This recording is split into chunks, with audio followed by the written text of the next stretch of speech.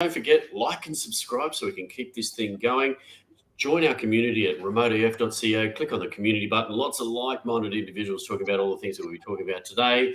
Join our newsletter, Teamcraft. You can find that in the show notes below, and all of the show notes that we talk about today will be there as well. Nathalie, fantastic to have you on. Let's get you to introduce yourself so people know who we're talking with. Great.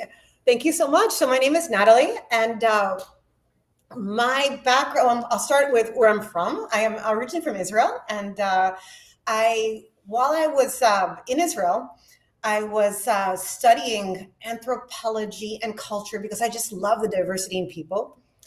But at the same time, I was making a living doing something that at the time was considered a little bit strange, and that was software programming. This was over 20 years ago.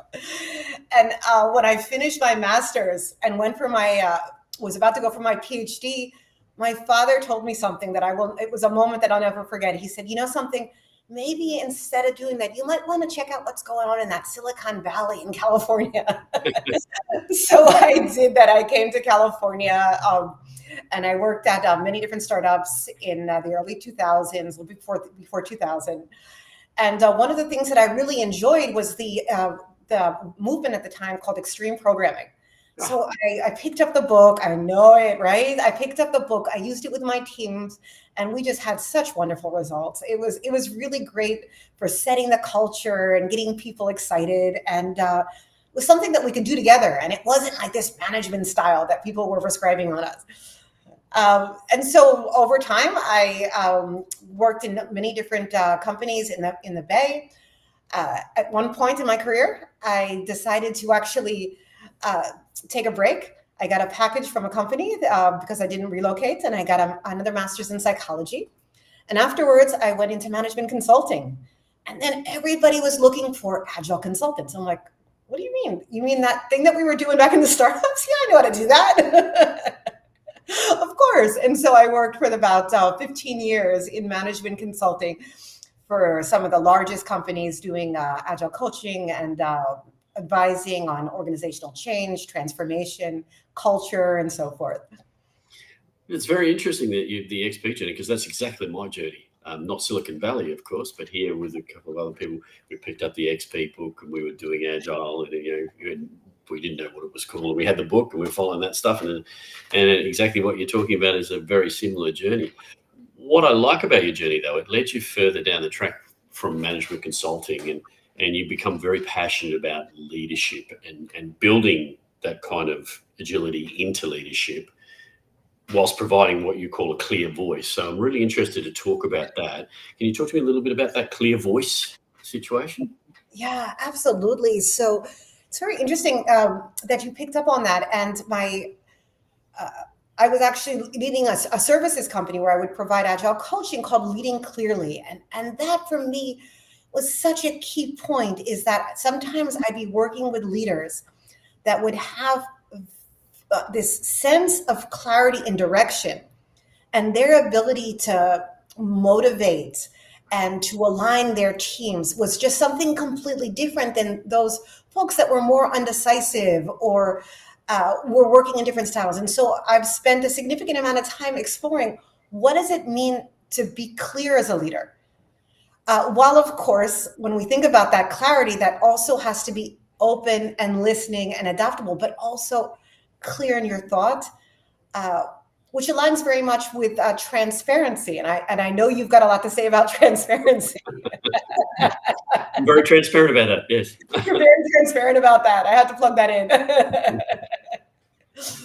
Yeah, it's interesting, and I like that your definition of that. But the other thing that I pick up, and I will read this out so I don't get it wrong, right? So I like the tagline you've got around that about leading to action. So it's all good having that clarity and that clarity of vision, but it's leading to action. And your tagline around that is leading to results, leading to agility, leading clearly. So, I'd like to talk through those, sort of each of those probably. So that leading to results, there's a lot of things you could wrap around that. What's your thoughts on that? Well, leading to results and that clarity is like, what is the pain point that we are trying to solve, right? What is it that we are trying to accomplish? what if we have clarity on what we're going, then people can be more autonomous in making their own decisions in getting there, right?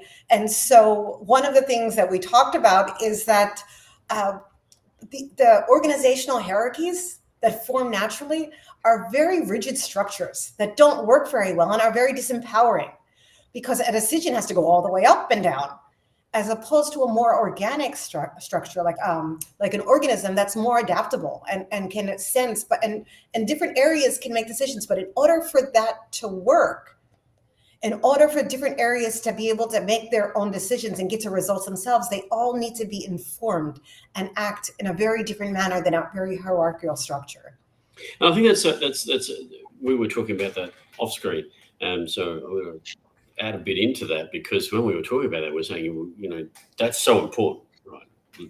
No doubt about that. But how does it happen when, you know, these organizations have started off here, startups, scale-ups, whatever you like, and then they've ended up here where they've lost that, Right. or it's so muddied. You know, we were talking about how that just affects the whole organizational construct. Right. And that for me is fascinating, how that happens. How and I've seen it so many times that organizations, they're, you look at a small startup and they're working so passionately to try to find the direction, the product market fit, to be able to get the customers and to get that momentum. Once they get it, that moment that they get that product market fit, that they start to accumulate more customers, is the moment that everything happens at once. They've got all these customers they need to satisfy. They're probably going to get venture capital coming in. They have to hire all these people, but it's the moment that they have the least time to properly onboard and integrate talent into the system, into the organization. So what happens is a lot of confusion. Is we hired, and I've seen this so many times, and I've been in this place when we had the boom in Silicon Valley. I remember people hiring me, and I'm like, what do I need to do? It's like, I don't know, just figure it out. Okay, I'll do what I want. I mean, and so this lack of clarity really doesn't work well, because what's going to happen is there's going to be fear. Some people are going to be like, am I doing enough? Am I doing more than the other person? Is that my role? Is that your role? And it creates conflict, misunderstanding, and at scale, it can create a very toxic work environment, which is not at all what was intended initially, right? Yeah, so interesting, as you say, not intended initially, and I like that you've used leading to agility. So we also had a conversation about the word agile, and we all know that there's this thing at the moment about agile, but leading to agility, that actually is interesting. So you've got, you know, that clarity, and you're clear about the results you want to achieve, but then that's leading to agility. Talk to me about how that happens. Yeah, so I'm going to go back to that metaphor that we use so often about that organism. And once you have clarity around where we're going, the clarity around the results, then enough information to be able to make these decisions, enough clarity around what is my area, what someone else is working on, then you have an organism that organization can be much flatter. And they can all go out and get their results together. They can all go out and explore different areas. And so I see that as really a more agile or adaptable organization. It's got a flatter structure. People are more informed, they're empowered, and they know what results they need to go after, because they know the pain points that they're striving to take care of and remove for their customers. So it's interesting that you have the three tags, right? So you have leading clearly separated from leading to agility, and I assume we'll dig a bit deeper on that. But the reasoning around that is because you can have those without actually leading clearly, and then your organization's rudderless, right? So, absolutely. On your take on that. Yeah, absolutely. Well, I don't want to go too far down the disenchantment from agile. I'll put that through, because anybody listening in is chances are you felt this, and let's be honest, really, that the movement of becoming more adaptable is about listening. Because how do you become adaptable? You're adapting to what? You're adapting to your environment. You're adapting to people, to customers, to changes. How do you do that? You listen. right? You listen to what's happening. You take that information and then you do these little micro pivots to try. Oh, is that what you meant? Oh, no, that's what you meant. Oh, that's what you need. No, that's what you need. And so that really, I think of it as the concept of agility, this fluidity, to be moving like liquid. And what happens too often is this concept of agile. We got these things. Okay, so Scrum is a way to do that. Okay, so everybody, we got to have 2 weeks, and we got to have this kind of backlog. And so it became very rigid. And the way that it was taught sometimes was a way that really was focused on the rules. And for a lot of folks, that doesn't resonate well, right? Because if you don't focus on the why, which is really what leaders, right? Everyone has heard Simon Sinek and his wonderful talk about leading with a why. And really, when you have the why in mind, it's like, this is why I'm doing it. So how I do it doesn't matter, but this is why. Okay. I think that's super important, the why. I like that you pulled that out, the why, because a lot of organizational constructs says, we'll walk into it. The why is missing. Teams are so busy doing what they're doing. They're so busy heading down a track, right? I always use that example of Forrest Gump. Those who are close to me and have done workshops with me know that I use it all the time. It's because in that particular movie, he's running and he starts running. And all the people are saying, where are you running? I don't know. Why are you running? I don't know. When are you going to stop? I don't know. And that's exactly what happens when you have that situation that you've just described. Yeah, absolutely. I have a CEO I'm working with, and he has a medium-sized startup. And one of the things that he's doing is he asks at the stand-up, when you say what you were working on yesterday, what you're working on today, also add why you're doing it. And it's amazing, like sometimes, and if you don't know why, don't do it. First, you have to understand why. And I thought that was such a courageous move. And it was so interesting to see what emerged when you started asking, okay, include the why. It's like, oh, that's what you think why we're doing it. Oh, let me spend more time and then reiterate, really, it's this. Okay, then maybe this is how we should do it, right? If you get the why clear, then the how and the what, you can create so much more creativity around how we solve those problems if we understand why. Yeah, because it gives it what's in it for the organization and then what's in it for them, right? So it's the old Whiffam saying, but it goes untapped every single time. Interesting enough of that, organizations go, well, where are we? Because you can walk in there and talk to them, and unfortunately large consultancies where they're there have done the, well, you're there, just do this, right? But I know that you're passionate about that, and you've created an organizational health check. Now, it seems very interesting to me, that one, because it's not, I had a look at it, and it's not that typical health check that you see. So talk to me. Yeah, I'll definitely talk to you about that. Yeah. So, right. So what we did is that I studied at Stanford Organizational Analysis, and I really was interested about this simple framework of understanding the different aspects of an organization. What are the common aspects that every organization has? And we really came down to, I took the information that I learned, and then I boiled it down to just 5 very simple perspectives that if you look at your organization through these 5 perspectives, you're going to have a comprehensive view of that organization, right? And so the first one is targets. That's where we're going, right? The second one is your customer. You have to understand your customer, right? Everyone has to understand your customer.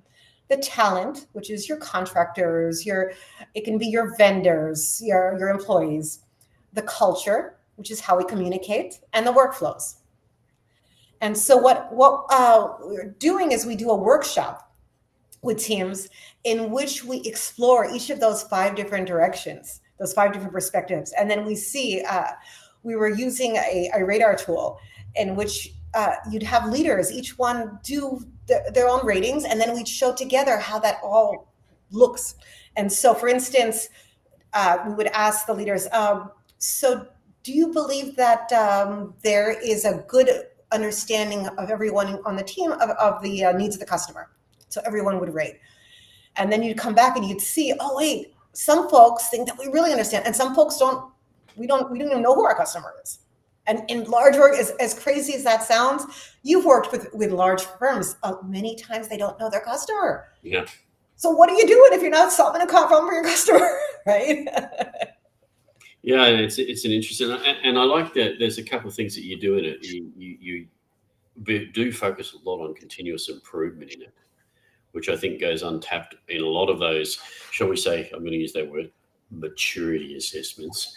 That they pit teams against or areas against saying you're more mature, etc., and then want them to improve. Whereas what I get the gist of, and correct me if I'm wrong, but I did have a look at it, is that it focuses on, okay, this is where you are, but how do you get to the next level?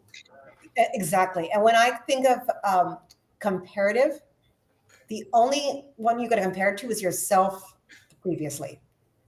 I always want to be better, but not than you, than myself yesterday or an hour ago, right? Because you're a completely different person. There's no reason for me to try to be, there's no way. It's something completely different. But if I take myself a benchmark right now of where I am, and then a month later I do it, I want to be better than I was a month ago. And that's the same for a team. I want that team to be better than they were, because that's the part of the human psychology, is that we want to grow. Yeah. And I think the other thing that I liked about it was the continuous improvement was fashioned around the strategic decisions as well. So it's not just about, like, a lot of these pitting them against us, et cetera, or even if I've seen continuous improvement, the continuous improvement is just about continually improving the practices. But you've focused on making sure that the improvement aligns with the strategic decision as well, which I think that, like you said, is the only time continuous improvement is good, it's improving here, but it's also improving in the way that the organization wants to go. So talk to me a little bit how that came about. Right. Yeah. So one of the pieces that especially happen, of course, as organizations scale, and I'm going to just take Dunbar's number of, once you get to 150, and so maybe I'll back up. The Dunbar number of 150 says at that point, approximately, is when you're not going to be able to remember everybody. You're no longer going to be able to you can no longer maintain relationships with more than 150 people. So processes and practices need to come into play, right? And so what happens there is that we have organizations that have a strategic direction, they have a very clear why, but if that doesn't get disseminated properly, if there's no clarity on that, we're going to have these crazy little offshoots in different directions, because they have ideas, but they have misinterpretations of where we need to go and what is driving that. And so you're on your wheel, you're moving, but it's not, we talk about agile, there's two different fields. There's how fast you go, but more importantly is the direction you're going in, right?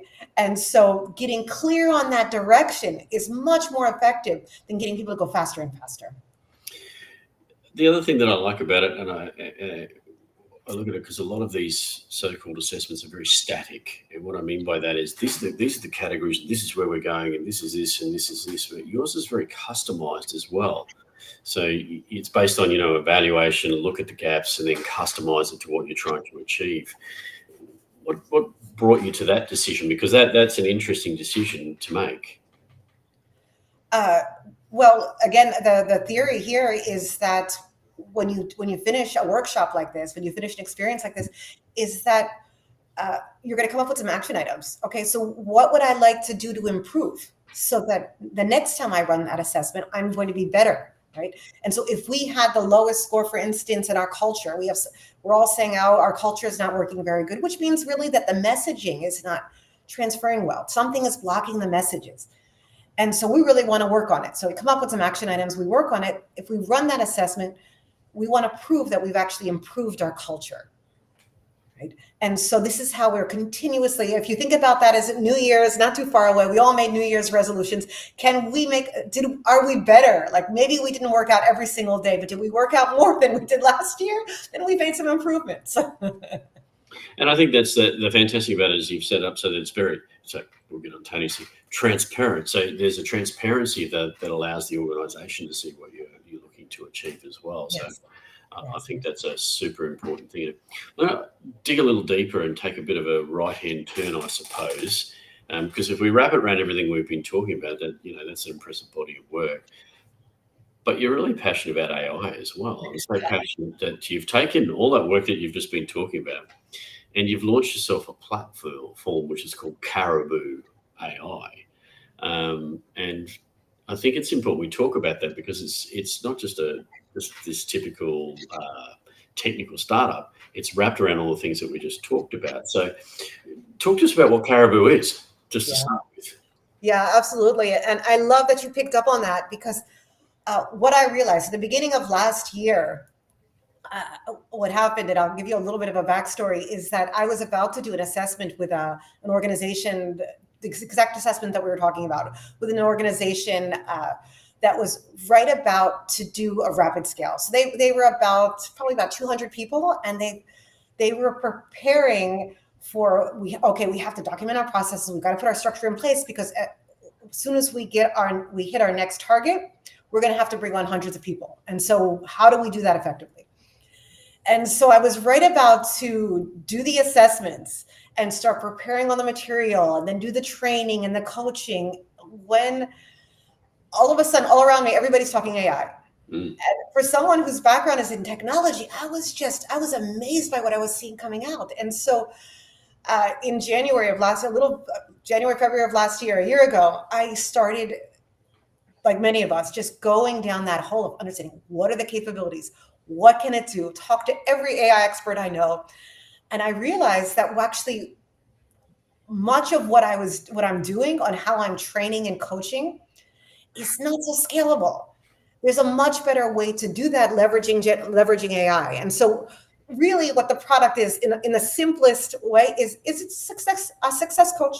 You've got a coach that the moment that you onboard to an organization is there to help you get integrated.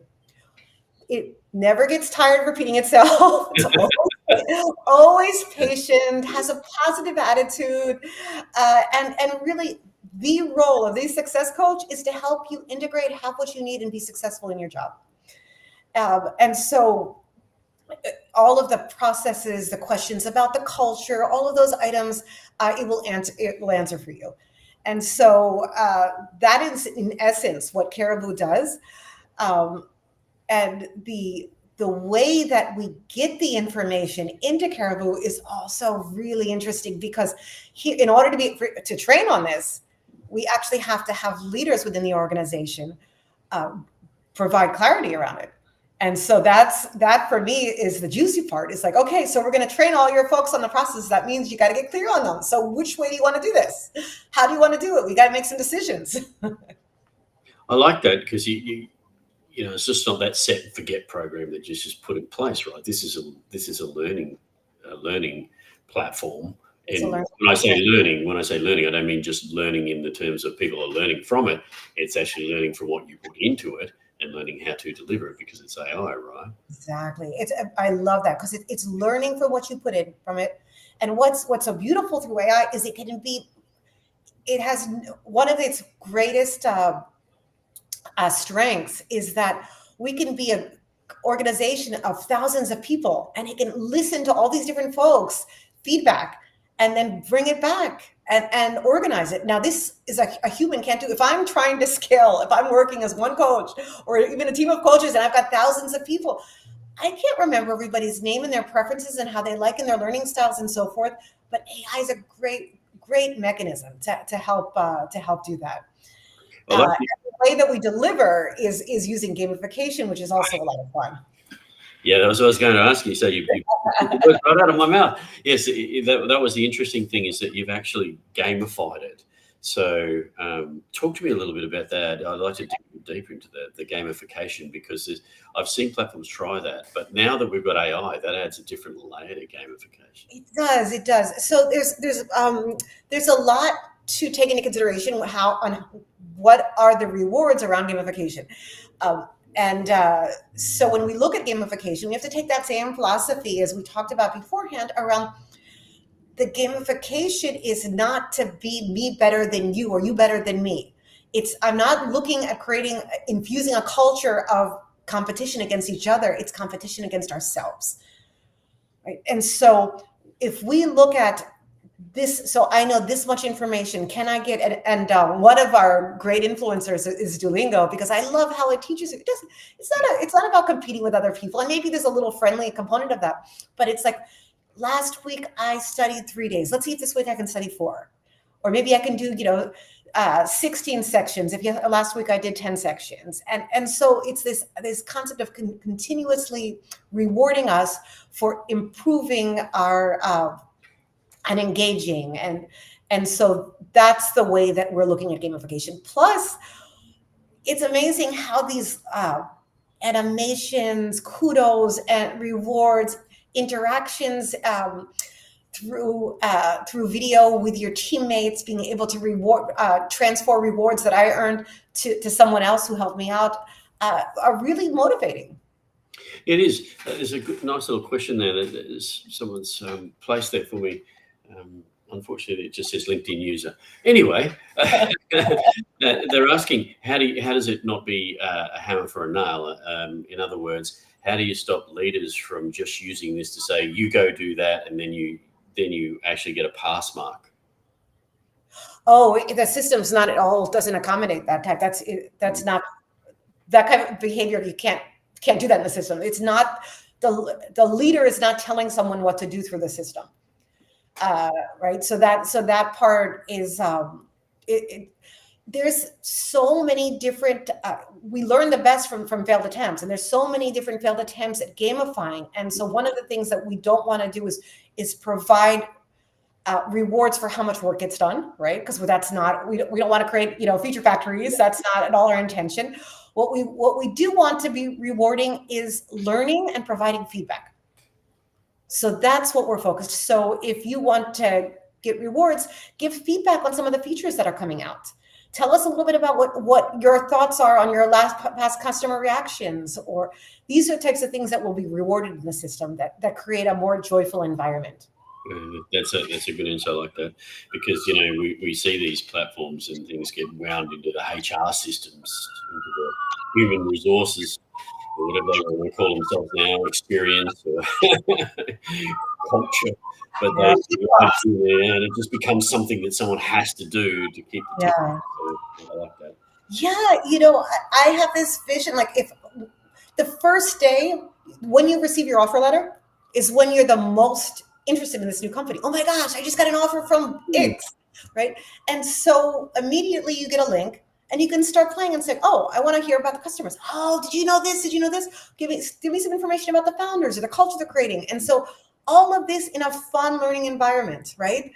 That really is the vision. And so it's not about dictating, it's providing you the information so you're more empowered to be able to make decisions, to feel like you're part of the team and understand really what is going on within that organization, without having to have a direct one-on-one for every single, like a shoulder tap for every single person.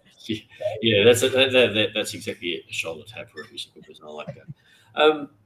That's a nice little segue into, because I saw you do a talk, and I'm just going to, again, I'm unashamed to read it because I jotted it down. But the term you used for it was it allows you to deal with the rapid unprepared scaling. So talk to me a little bit about that, because I think that was a really poignant point about what you're trying to achieve.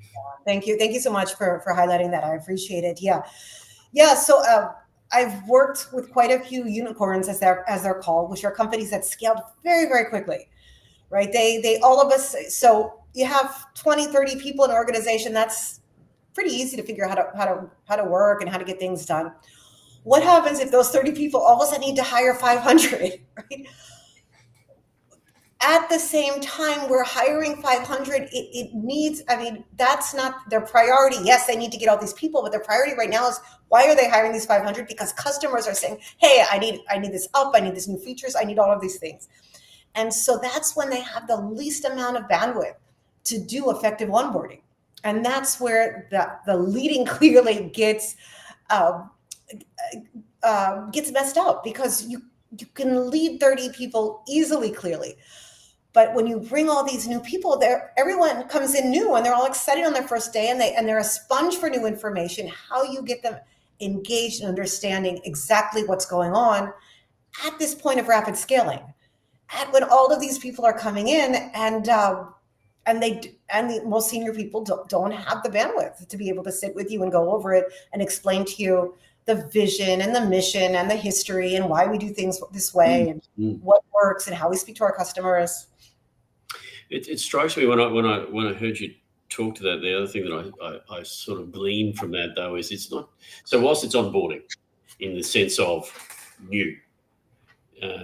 The other sense of that is when you restructure. We know enterprises go through realignments, restructures, repoints, whatever you want to call them. But when they do that, then you've got a bunch of people that have sometimes and quite regularly been moved into a whole new part of the area or new roles or a new construct. From what I gather, that's another part of the focus of the particular platform. Yeah, absolutely. So we're starting. We're starting with mid-sized organizations. And of course, the passion came from what happens in large enterprises. And so, my vision is that we take those organizations that are around a couple hundred and we infuse this insight so that when they scale, when they go through this rapid scaling, they're doing that in a healthy way. Now, can large organizations that have already rapidly scaled use this? In 2 years from now, please knock at my door and I'd be happy to discuss. If you're watching, it's just don't not knock at the door though. Yeah, so I take it that's the ingestion of the AI is learning from these experiences, and then we were talking about this again off stage as well. Rather than just enabling it to make data-driven decisions, because for me that's the danger of our AI, right? That we just set it loose on a whole bunch of decisions that, without reasoning against it and saying these are the ones that are safe for it to make and these are the ones, etc. So I assume from that chat that we had, you're also applying that data-driven reasoning to it and seeing how it's learning and then what makes sense and what doesn't make sense in small changes. Yeah, absolutely. And so, I very much believe in that concept of the reasoning piece, right? So with the information, we still as humans need to make decisions because there are so many different aspects that we are going to take into consideration that I'll call this our intuition.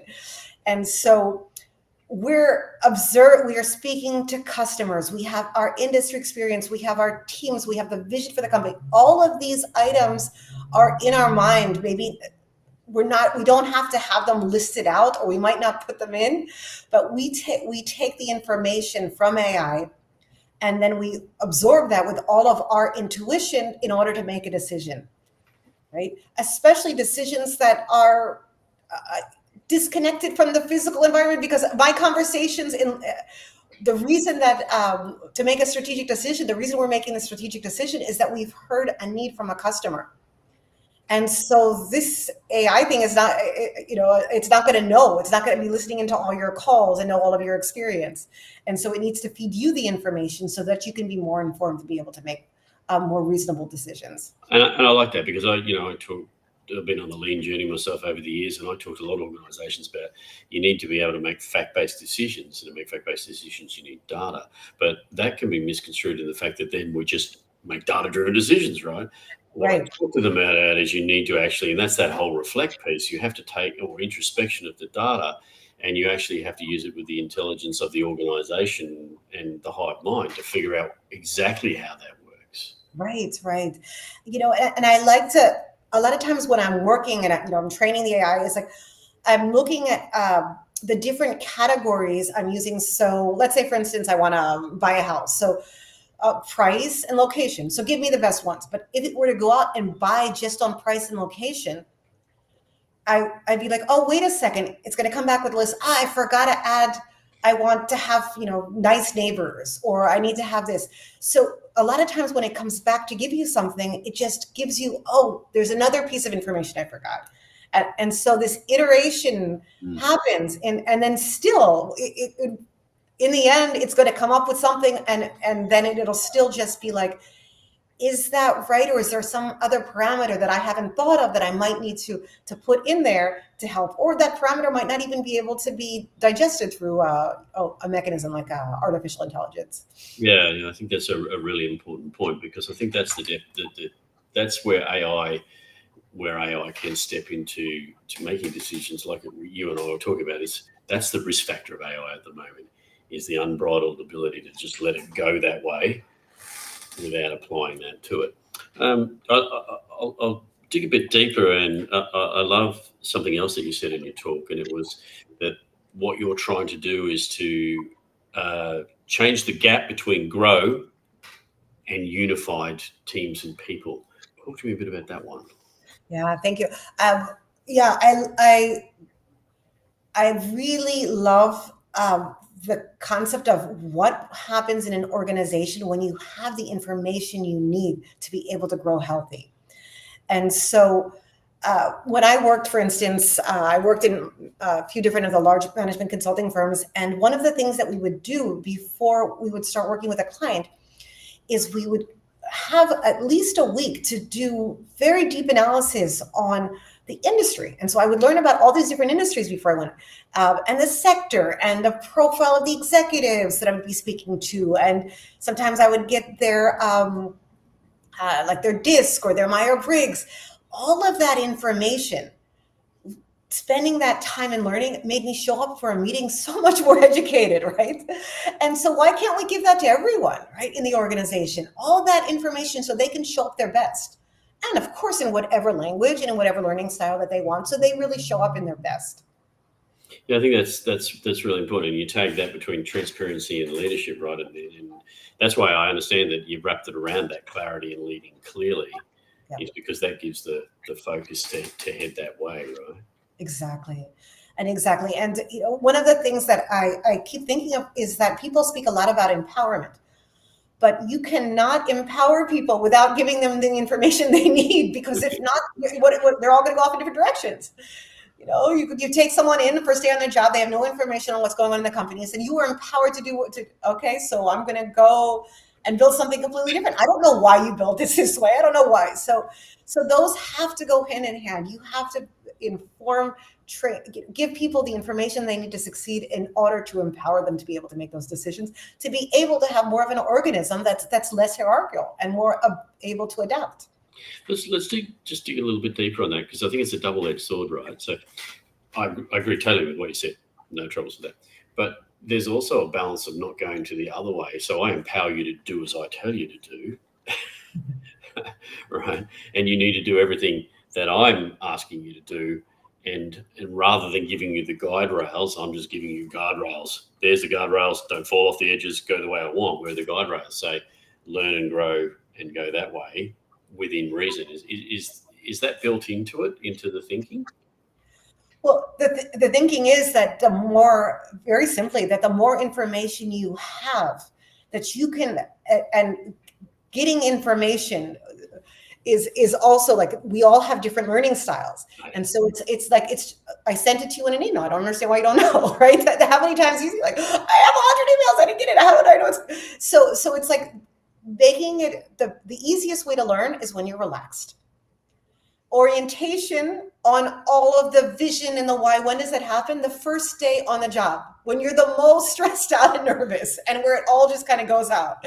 Oh my gosh, I wrote it in a notebook, but I can't find it. It was like, so really, the concept of giving people the information that they need with the why, so that they can make the decisions. Because what we're assuming is that we all want this organization to succeed. This is our community. You know, when I joined an organization, I wanted to succeed. I wanted to continue and grow. And in order to do that, I need to be infused with the why and the information. I need to be able to suggest different approaches and to bring my unique self fully to the table. That's brilliant. Look, we're very close to the end of our time, and I often said, well, I guess we could talk for ages, and we definitely could. But we're very close to the end of our time. So the thing for me is, how can people get involved? I know you said you come knocking on the door, but I think not everyone's traveling to the door unless you want to publish your address. But it'd be great for people to know how to get in touch with you, Nathalie, and how they can get involved with Caribou. Yeah, absolutely. Thank you so much for asking. And so, the best way, LinkedIn, I would say connect with me on LinkedIn. That's a very easy way. Also, if you type in info@Caribou, that's spelled KARIBU.ai, you can shoot me an email. And we're always looking. Right now, we are still in product development, and we're looking for customers that are in the couple hundred range that have are interested in scaling and want to be part of our beta program. So if there's anybody out there that is looking at, they're thinking, oh my gosh, I've got to hire a bunch of folks, I would really like to put a system in place to help me scale in a healthy manner, then please reach out. We'd be very interested to talk. Brilliant. And you'll find all those details in the show notes. I'll make sure that we add all of those in. Yay. It's been great having you on at Talking Remote today. It's been an absolute joy. Those that are watching right now, don't forget, click on, join us at Remote AF and click on the remoteaf.co community button and join us for all the conversations like this that are happening. Of course, go to Talking Remote on YouTube and like and subscribe so we can keep this thing going. Or join our newsletter, Teamcraft, which is in the notes below. That would be fantastic to have you. It's been an absolute pleasure to have you on at Talking Remote today, Nathalie. Thank you so very much. It's been a pleasure for me too.